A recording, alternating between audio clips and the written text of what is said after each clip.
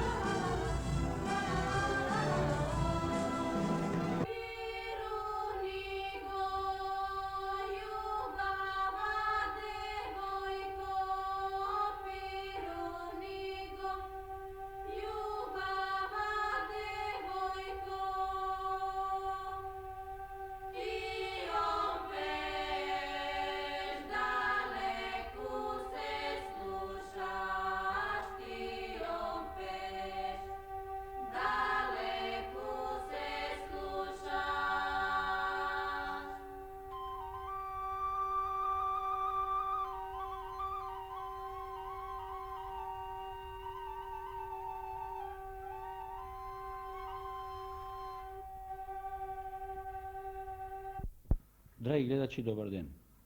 Собранието на Социјалистичка република Македонија ги утврди основите на политиката на општествено-економскиот развој за 1973 година, имајќи ги во предвид основните цели и задачи на развојот на Социјалистичка република Македонија за период од 1971 до 1975 година, програмите на развој на организациите на Сдружен труд и нивните асоцијации, основите на политиката на општествено-економскиот развој на Југославија за 1973 година, состојбата и проблемите на стопанскиот и општествениот развој во 1972 година и водејќи сметка за постојните услови и тие што ќе настанат со натамошната изградба на политичкиот и општествениот систем врз принципите на самоуправувањето. Во земјоделството со подобрување на структурата на производството и со зголемување на продуктивноста, треба да се овозможува поголемо стоковно производство за домашниот пазар и за извоз. Големиот интерес за побрз развој на сточарството, како кај организациите на Сдружен труд, така и кај индивидуалните производители, ќе се поддржува со соодветни мерки на економската политика и со поголема организираност и ефикасност. Врз таа основа треба да се создаде можност за натамошно зголемување на добиточниот фонд и сточарското производство. Тоа ќе биде посебна задача во 1973 година, а подоцна заради отстранување на дефицитарноста во стопанските производи и стабилизирање на земјоделското стопанство. Се очекува бројот на кравите и на свињите да се зголеми вкупно за поколу 2000 грла. Исто така ќе се преземат соодветни организациони и други мерки за порационално користење на пасиштата, што е од особено стопанско значење за ридско-планинските подрачја. Треба да се засили кредитирањето на приплодниот подмладок кај овците, за која цел ќе се ангажираат и фондовите за унапредување на индивидуалното земјоделство. Развојот на поледелското производство ќе базира врз подобрување на структурата на сеидбената површина, како и врз на тамошна интензификација на производството. Создадените економски услови обезбедуваат на тамошно ширење на сончогледот, индустриската пиперка и градинарските култури, а со подобрување на паритетните односи на цените, постојат можности за подинамично ширење на производството на оризот, памукот и шекерната репка, за кои побарувачката станува се поголема. Освен тоа, во 1973 година ќе се проучи и проблемот на угарите и необработените оранични површини. Во овоштарството се очекува зголемување на бројот на родните овошки, а во лозарството на површините на родни лозја, како и на преносите на овошје и грозје. Воедно ќе продолжи подигањето на нови долгогодишни насади. Кредитирањето и дејствувањето со фондовите и стручните служби кои се формирани за унапредување на индивидуалното земјоделство, во 1973 година ќе се остварува врз поширока основа. Кредитирањето и субвенционирањето со средства од фондовите ќе се насочи пред се во развојот на сточарството, опремувањето со механизација, подигање на насади и друго. Утврдените основи на општествено-економската политика со ова резолуција представуваат договор на основа од која треба да се раководат сите носители на општествената и стопанската активност. Се смета дека првенствено што треба да се направи за унапредување на земеделското стопанство, особено во индивидуалниот сектор, кој што по број е многу поголем, да се намали миграцијата од село во град и да му се пружат подобри услови за живење на нашиот човек во селото. Првенствена задача е изградувањето на патиштата од четврти ред, со кој преку асфалтот ќе се поврзат селата меѓу себе и со градовите.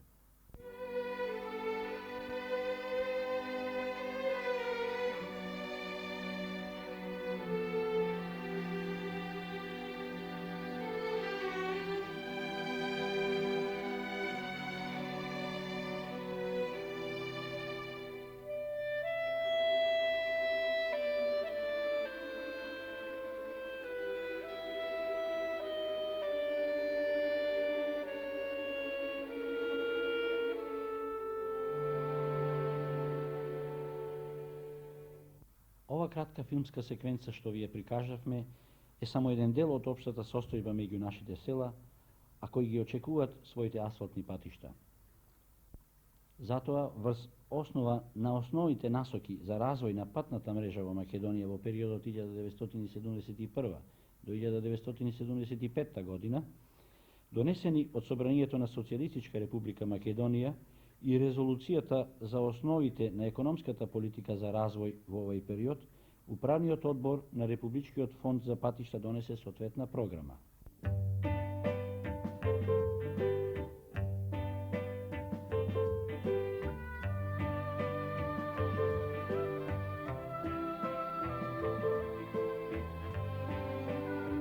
За ова програма и за тоа што се предвидува да се изгради во овој период, го замоливме подетално да не запознае директорот на фондот, другарот Коце Јанески.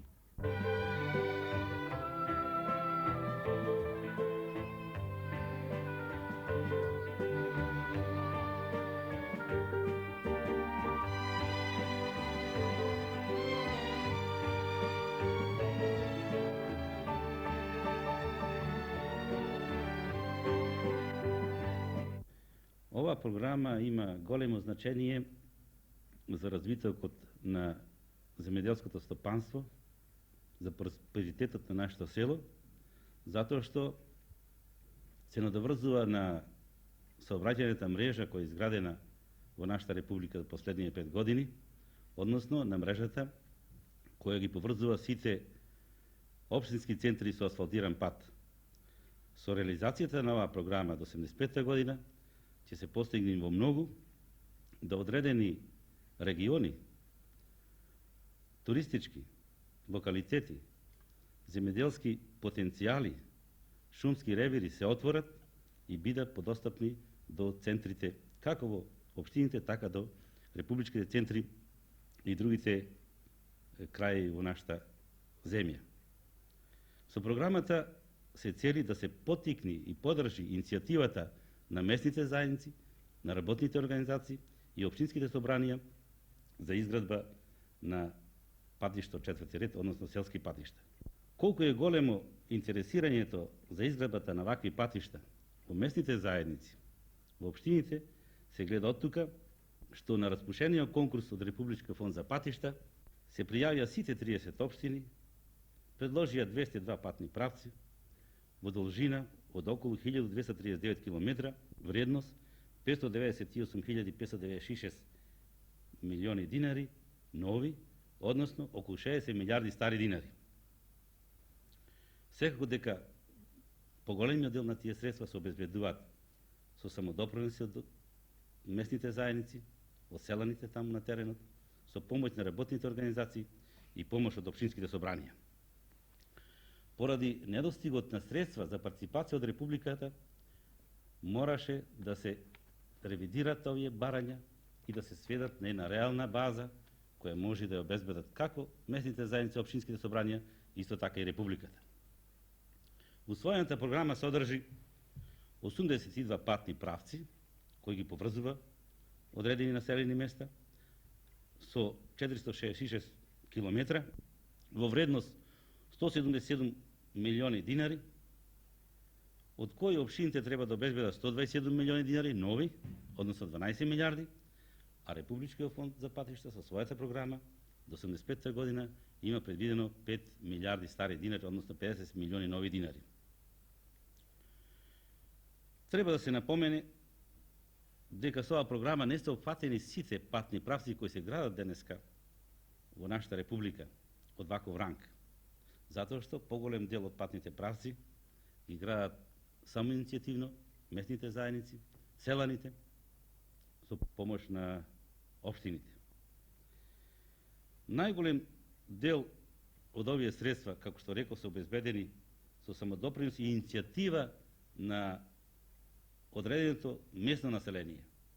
Ние имаме појави да скоро во сите случаи е таков случај да во местните заедници се формираат соодветни одбори од доста активни луѓе од местото кои се ангажираат околу нарачување на проектот, организирање доброволна работа на местното население, ангажирање средства од работните организации, па се до изградување на патот.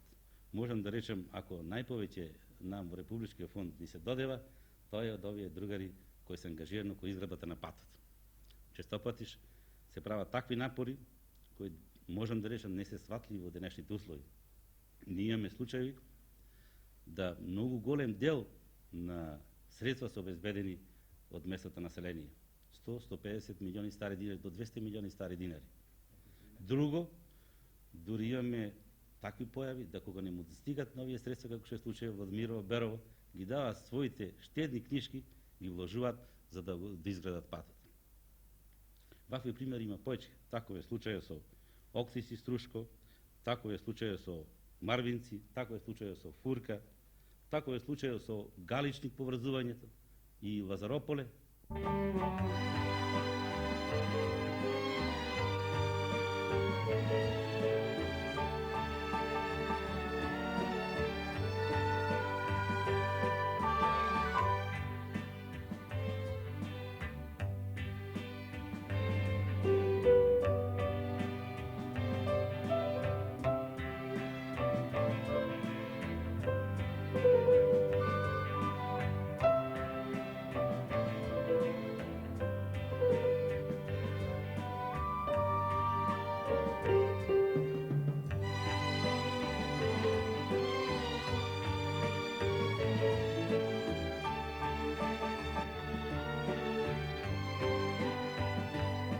Во овие 2 години се изградени доста патни правци, иако сега тек се почнува, мене ми се чини дека најголем интензитет ќе има оваа година, 73-та година, и по средствата кои се предвидени, и по правците кои се, и припремите кои се извршени во местните заедници, онда таа иницијатива ќе продолжи 74-та и 75-та конечно да се заврши овај програм.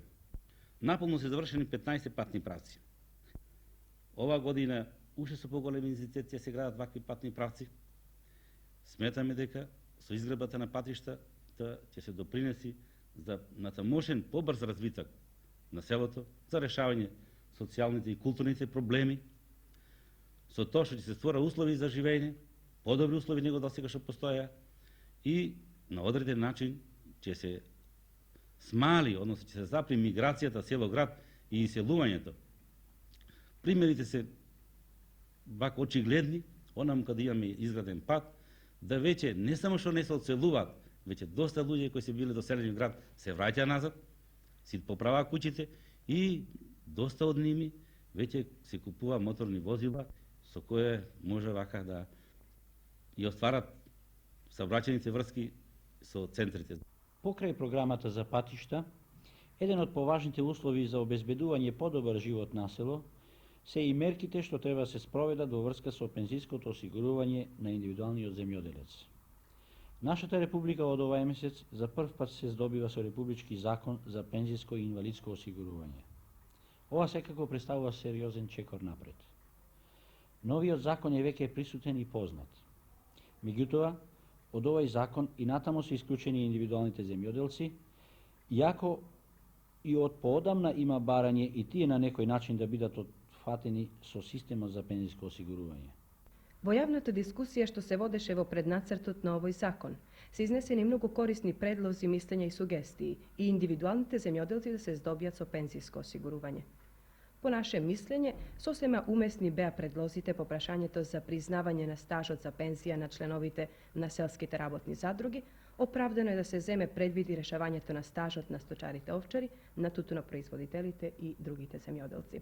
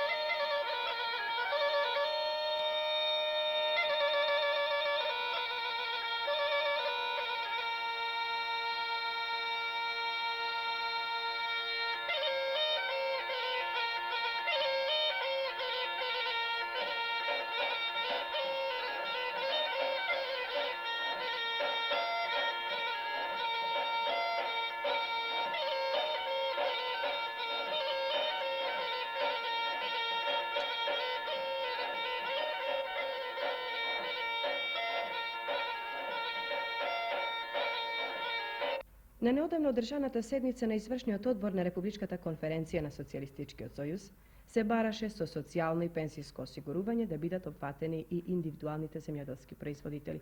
Тоа би значило воведување на социјално и пензиско осигурување за вкупното население во нашата република.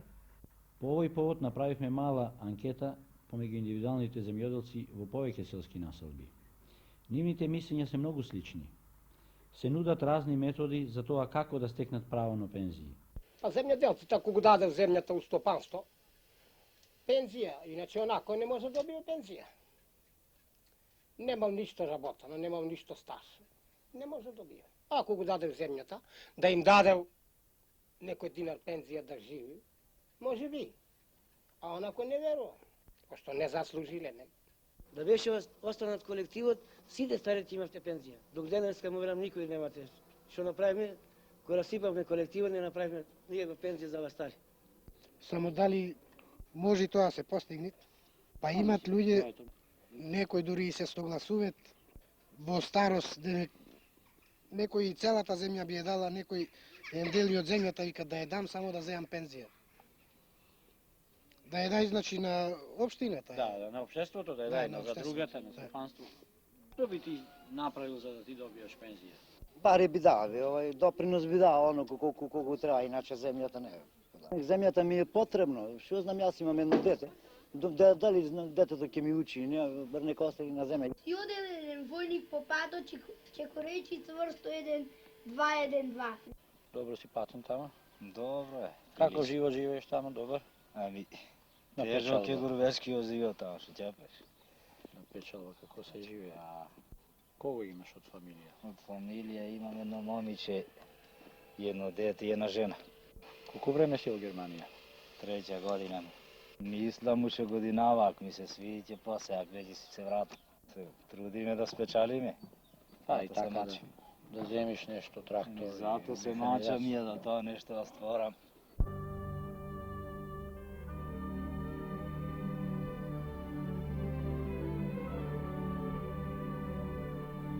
Пенсија немам никакви, земјоделците ние ништо не е осигурано. Имам 4 декара. 4 декара или хектара? Хектари. Сам си ги работаш? Сам. Сум работал, ама не сум собрал стаж. Некој е на тоа, мислам онака, задоволен да има за стари години, значи поубав живот онака.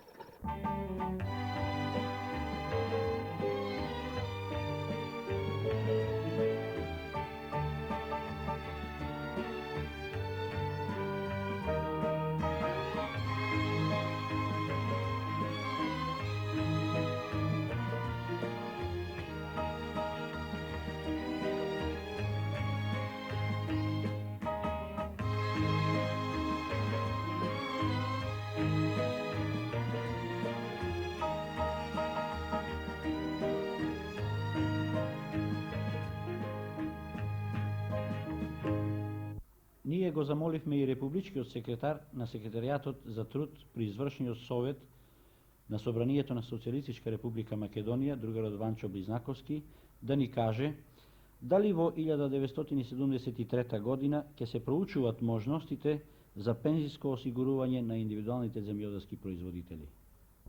Со програмата на Извршниот совет за остварување на резолуцијата за основите на политиката на општествено-економскиот развој на Македонија во 1973 година, Републичкиот секретаријат за труд треба да го изучи проблемот на пензионото осигурување на индивидуалните земјоделски производители и во текот на оваа година да предложи можни решенија по оваа прашање.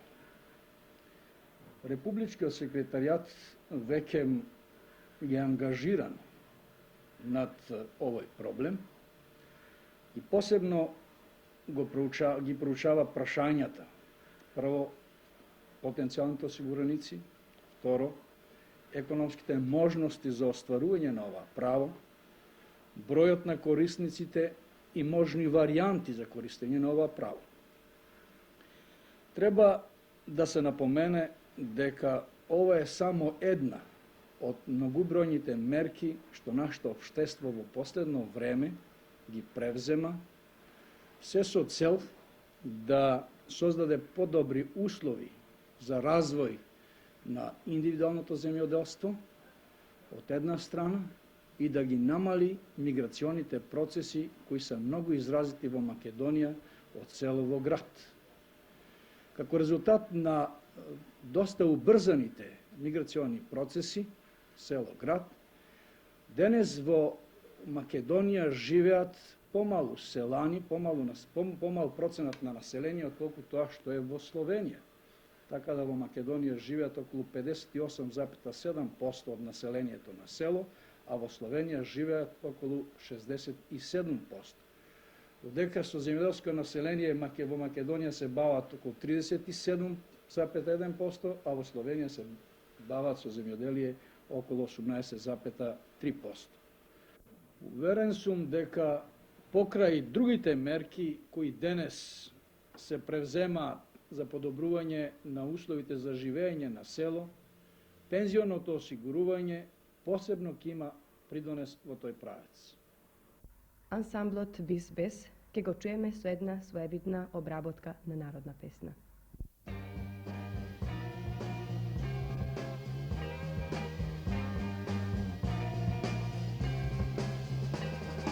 Što je preva nasred celo, kako čude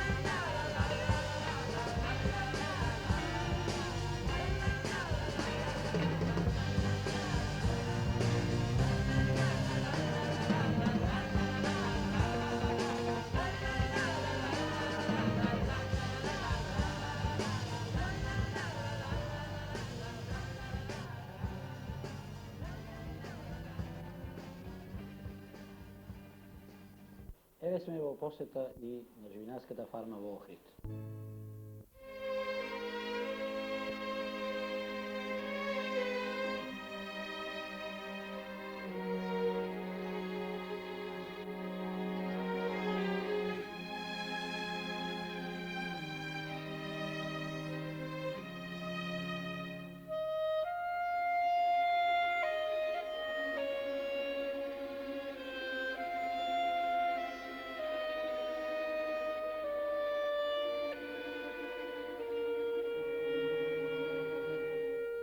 Каков капацитет е вашата фарма и од кога всушност таа постои? Оваа фарма постои од 1955 година. Со капацитет од 600 кокошки почетни. Носат. Денес колку кокошки таа има? Денес капацитетот ни е 90.000 несилки и тоа застапени се линиите на ССЛ и Хайланд. ССЛ во последно време повеќе го форсираме, бидејќи јајцата на пазариште повеќе се бараат, откако белите јајца, бидејќи ССЛ-от несит жолти јајца, а додека Хайландот има бели јајца. Колку е просекот на носивоста кај поделниве линии? Кај Хайландот ние сме имали 240 броја јајца по кокошка, просечно годишна несивост.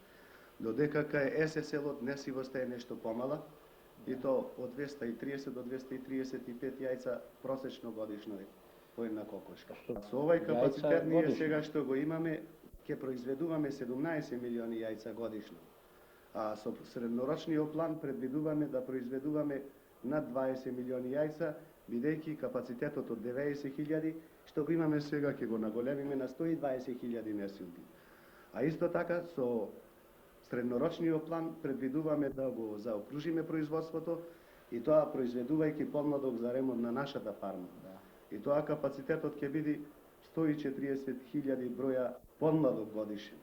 Затоа имаме предвидено да изградиме нова фарма и тоа во близината на Охрид, бидејќи на овај терен животниот простор ни е мал,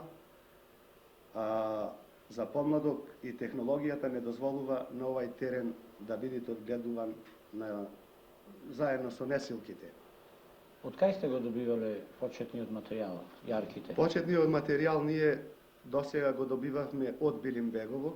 Порано добивавме еднодневни пилиња, а во последно време добиваме 18 неделни јарки. Значи, од 18 недели старост се јарките. И кога добивавме еднодневни пилиња, одгледувањето нивно беше на истиот терен, али ни се показа да старата живина, заедно со подмладокот, не дозволува технологијата да се одгледуваат, бидејќи имавме поголем процент на морталитет. И затоа со среднорочниот план имаме предвидено да подмладокот го одвоиме од ова фарма и се лоцираме на друга површина каде ќе биде одгледуван подмладокот.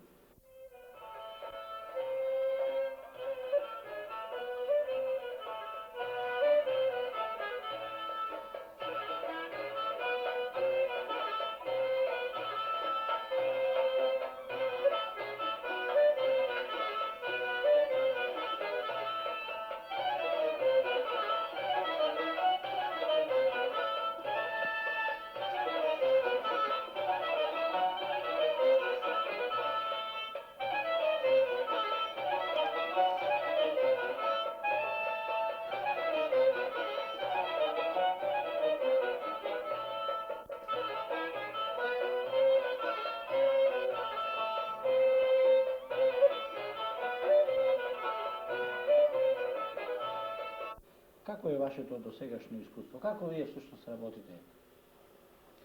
Па ние уште од почетокот со осамостолување на ова фарма од 60-та година навака, ниту една година немаме забележано дефицит, него секоја година бележиме све добивка.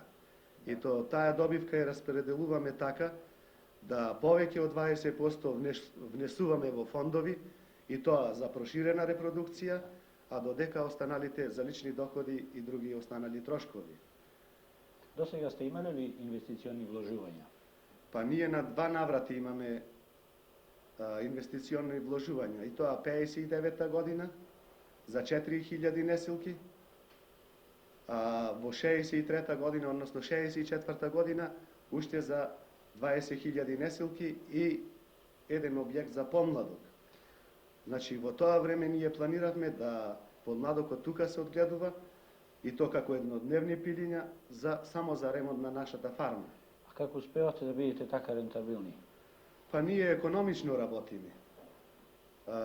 Административен персонал имаме сосема малу.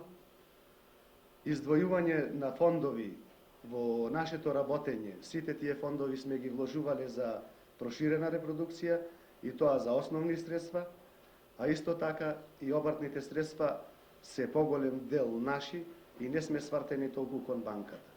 Можеме ли да знаеме колку вас веќе едно јајце? Па тоа во денешно време, бидејќи цените на храните стално варираат, то цената на храната најповеќе учествува во јајцето. Во формирање на и то цената. повеќе од 60% од сите трошоци. Па цената на чинење на едно јајце од ССЛ коштат чините околу 85 динари. Да. Ќе можете ли вие со овакви цени и понатака да рентабилно да работите? Ако цените на храната останат исти како што се сега, не се покачат, а цената на јајцата на тржиште останат по ова и нешто помалу и ако бидат, ние пак ќе покажуваме рентабилитет во производството наше. Какви се вашите просечни лични доходи? Нашите просечни лични доходи во 71 година беа 170.000 динари, додека во 72 година нешто опаднаја.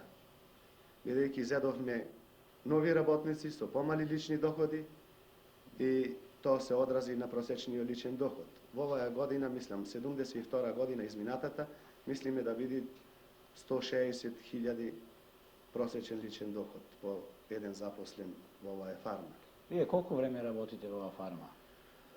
Па јас од почетокот на формирањето на оваа фарма, односно од 1955 година, работам во оваа фарма и тоа исклучиво со живинарство.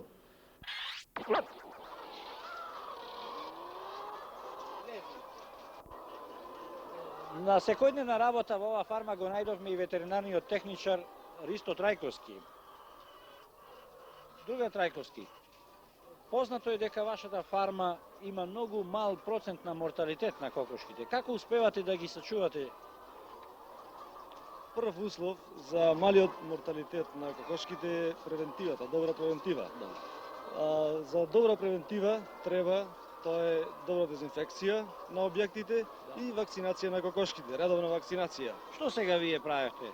Јас сега моментално вакцинирав со аеросол начин на вакцинирање со вакцина Ласота. Тоа е нов препарат? Тоа е нов метод на вакцинирање, кој што сега во последно време се применува кај нас воопшто во живинарството. Да.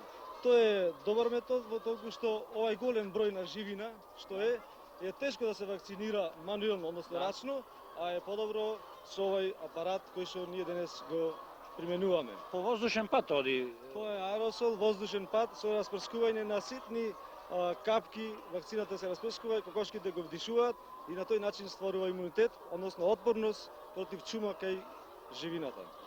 А инако, кои други методи ги проведувате? Други методи е около назално, односно се капнува со пипета една капка во окото, една во носот и исто тоа е само малку потежок метод, со обзиром да треба секоја кокошка поединечно се фати. А тој метод е добар за приватен сектор, односно за индивидуални земјоделци. Би можел ли тоа секој да го направи без претходна стручна? Човек да го направи со мало објаснување од страна на стручно лице сепак. Сакате ли да ни покажете? Може. Во ова пумпица растворена е вакцина Ласота и се дава на следниот начин. Една капка во окото и една капка во носот. И со тоа е вакцинацијата завршена на оваа кокошка. Против кои болести на овој начин? Оваа вакцина се употребува само против чума по живината. Треба да се вакцинира на секој 6 месеци. Несомнено дека носител на напредно земјоделско производство во Охридското подрачје покрај живинарската фарма е и стопанството Градинар.